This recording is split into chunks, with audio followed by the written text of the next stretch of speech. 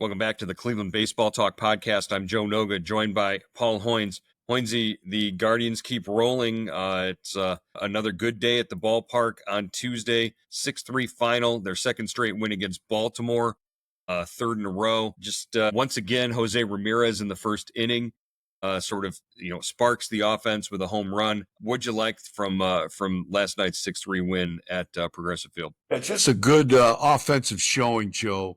Like you said, Ramirez gets him started, 2 outs, first pitch home run, and this guy's been smoking, man. He's 7 home runs in the last 12 games, 2 home runs in the last 2 against Baltimore. He's got 21 for the season, and that really got him rolling. And they just, they didn't do a lot offensively, Joe, but they were consistent and they did enough. They scored a run in the third. They scored a run in the fifth. They scored 2 in the sixth and another in the seventh. Baltimore just couldn't keep up. Yeah, and they were getting contributions from basically, up and down the line. It wasn't just, the same guys over and over again. You see the home run from Ramirez, but 3 hits from Angel Martinez, RBIs from Kyle Manzardo, a pair of RBIs, Brian Rocchio with a pair of RBIs. So, some of those guys that maybe weren't contributing during that 10-game losing skid, during that sort of period of offensive struggling. Now they seem to be stepping up, and particularly Angel Martinez, just in the last week or so. Actually, you can go back a little further than that, but Martinez, just in his last 7 games, batting .355 with a .581 slugging percentage, and a bunch of doubles. It seems like he's getting a double every time he gets up to the plate. Just what do you see that you like from Angel Martinez? It's really consistent, consistent at bats. Had 3 hits like last night, hitting .318 in July. And after the game, Stephen Vogt said, early in the season, there was a lot of swing and miss with Martinez at the plate, chasing pitches outside the zone. But he's, really kind of reined that in. He's swinging, swinging at the right pitches at the right time, Joe.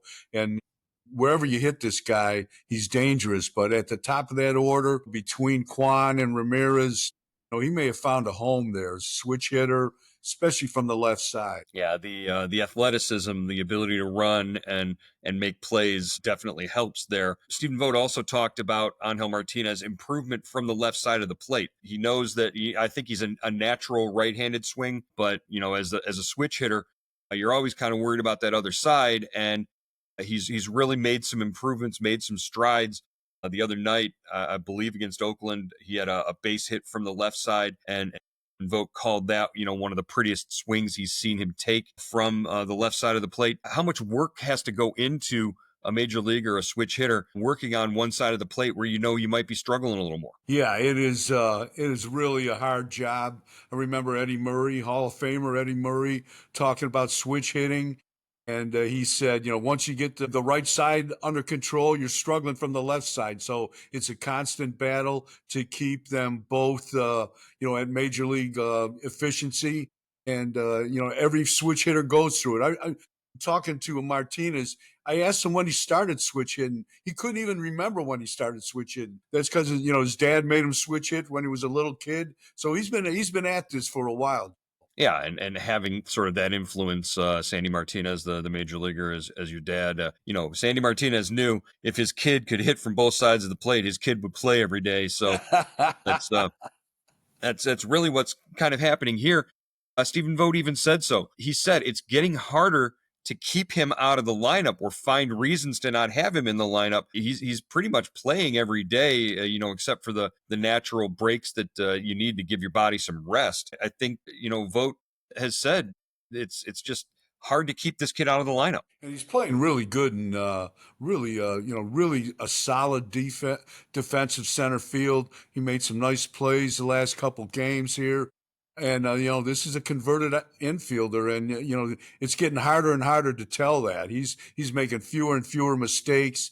He has the speed to get a good jump on the ball, to go in the gaps, and he's not afraid of the fence, Joe. Yeah, that's particularly I remember in Baltimore he made a couple of plays up against the wall earlier in the season in April. But there is no fear running out there when he sees the warning track. So good production from Angel Martinez. We mentioned Jose Ramirez earlier. You mentioned the 21 home runs. This is a guy, another switch hitter. He has what, 2 30-30 seasons to his credit. What do you think the chances are that he could get to another one? I think the chances are very, very good. He stole his 30th base last night, and that was surprising to me. I didn't think I kind of lost track of the stolen bases, but he's got 30.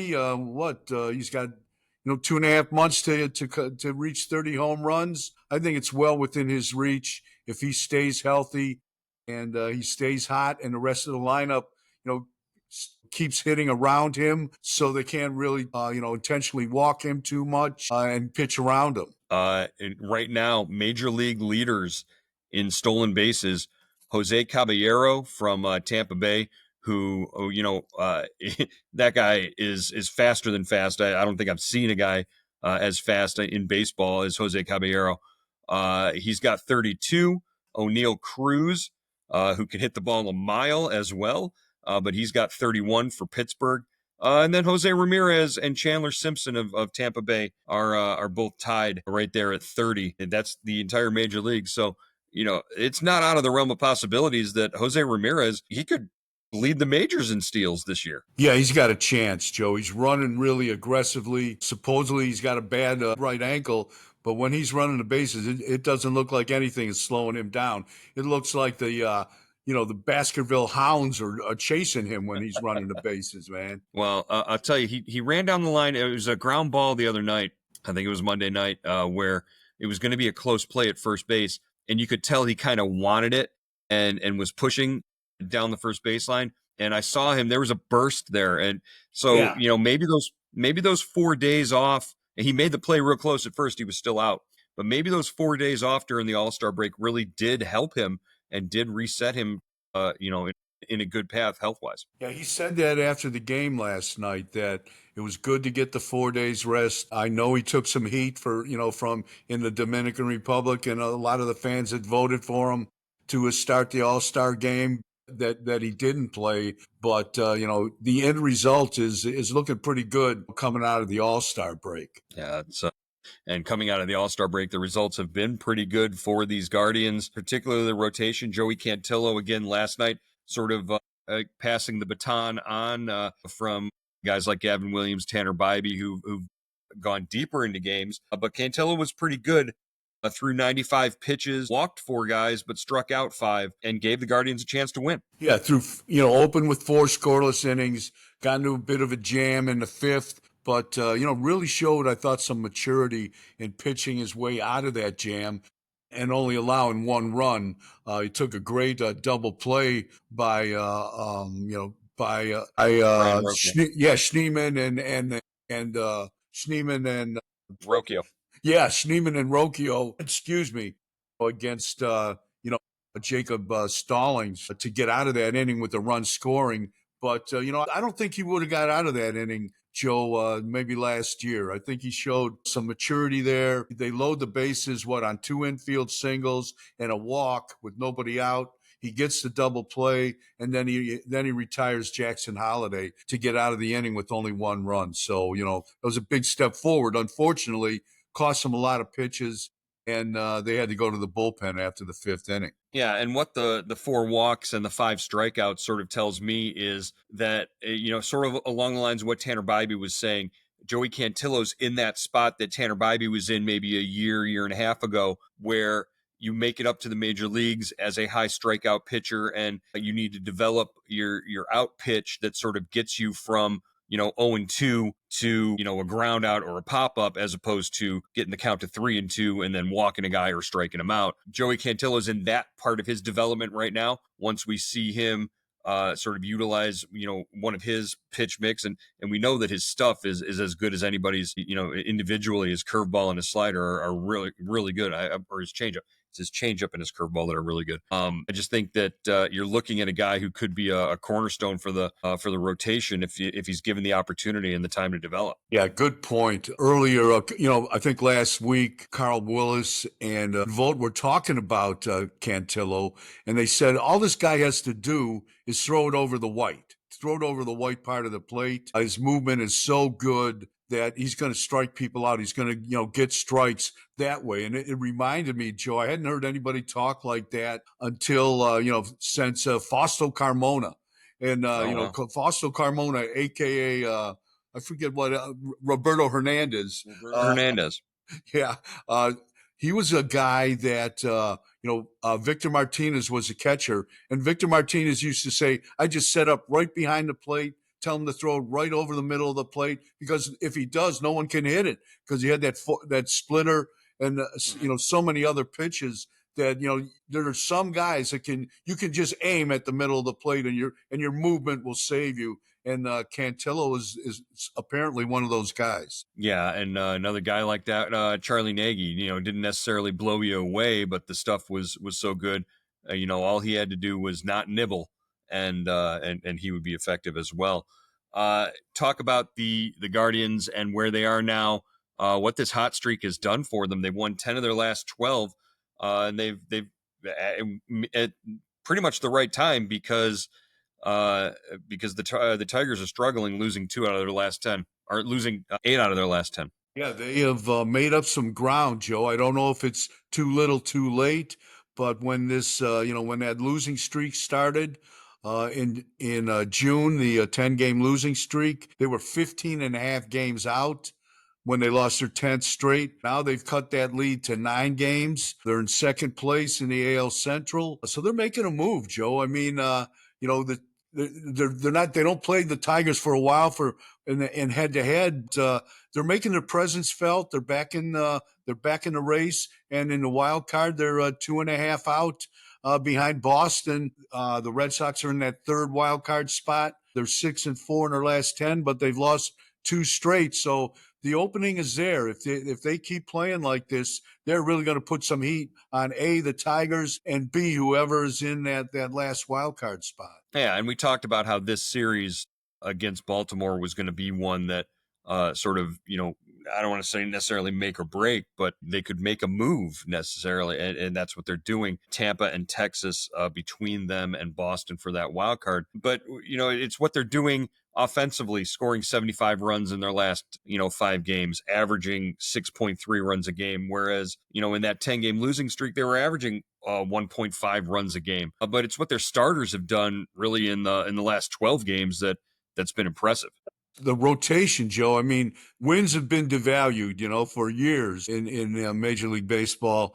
But the Guardians' rotation has gone 7-1 with a 4.35 ERA over these last 12 games. And 7-1 is 7-1, Joe, no matter how you cut it and no matter who's getting the wins. But to see your rotation pitching that deep into the games where they're getting, credit for that many wins, yeah, somebody's doing something right. And this, as we've said before, Joe, we're seeing this rotation really kind of come together right in front of us. It's a group of young guys. I don't think maybe the oldest guy is 27. And they've really, really done a nice job. So, I think Ciccone was 2-0 in that stretch. Ivy was 2-0 in that stretch. Williams was 1-0, but pitched, good enough to win both his starts. They've done a really good job, a solid job. The combination is working. They're getting deep into games, and the offense is scoring consistently. That's the way you win games. And the byproduct of that is that the bullpen's been fresh and sharp and good. Emmanuel Clase comes out last night and gets his 22nd save. We saw Hunter Gaddis for the first time in a few days, and he came out looking pretty good the other night. With Cade Smith having dealt with, back spasms and whatever issues he had there, you kind of want to make sure you're keeping an eye on him and keeping him, not overworking him as you want him ready for the end of the year if anything's going to happen there. So, the bullpen benefits from the starters, clicking the way that they have. And then you've got the offense that you mentioned being able to execute in spots where previously they hadn't been able to execute.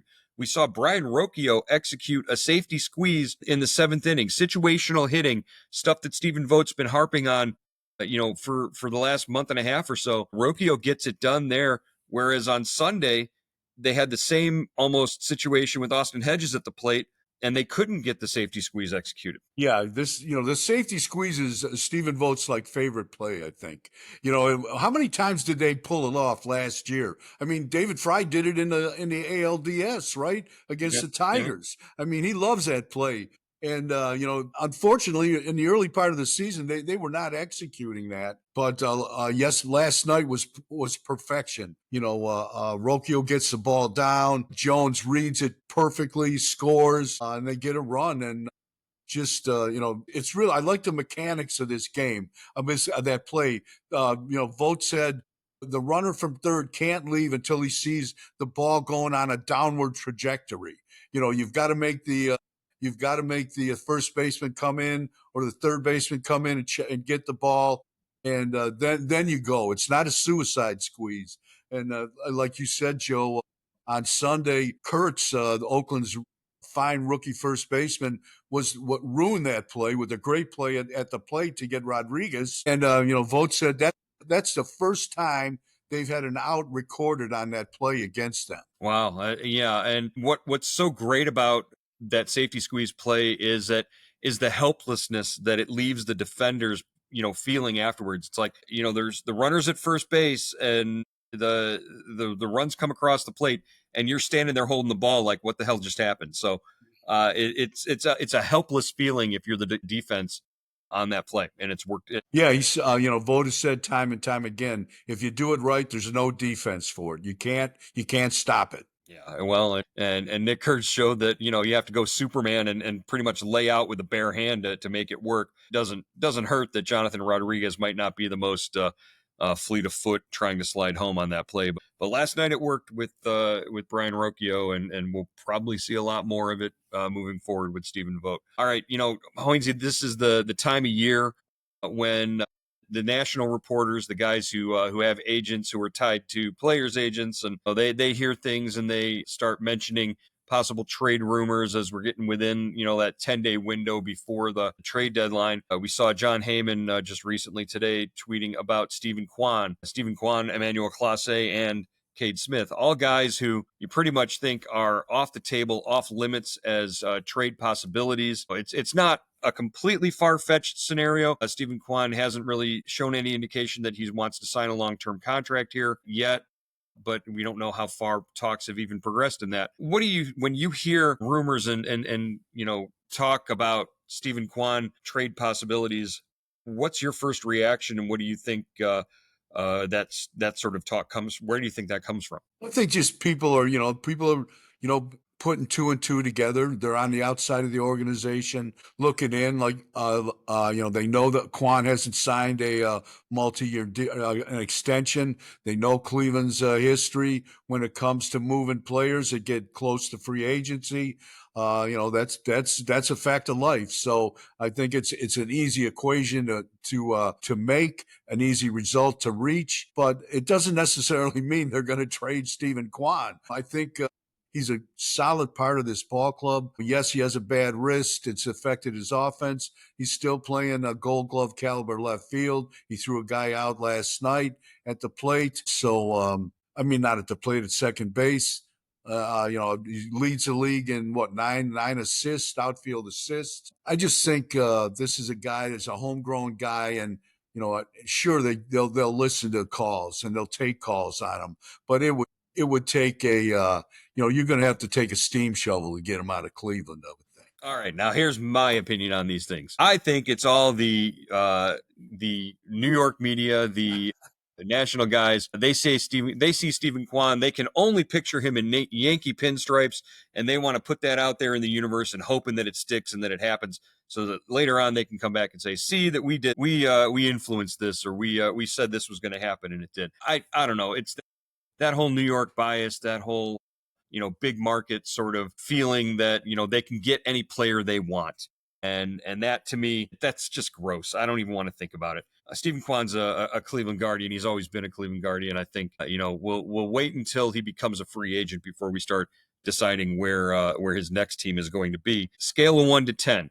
What do you think the chances are that they move Stephen Kwan before this trade deadline?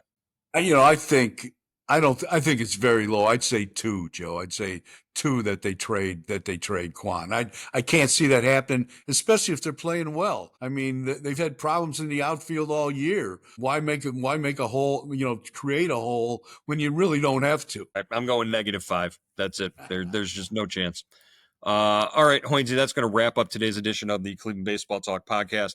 The Baltimore series continues tonight. It's Superman night at the ballpark, so I'll be wearing my cape in the press box. We'll talk to you then as we come back to recap it tomorrow morning. Watch out for the kryptonite, Joe. That's cheesecake. Cheesecake would be my kryptonite. All right, Hoynesy, we'll talk to you tomorrow. All right.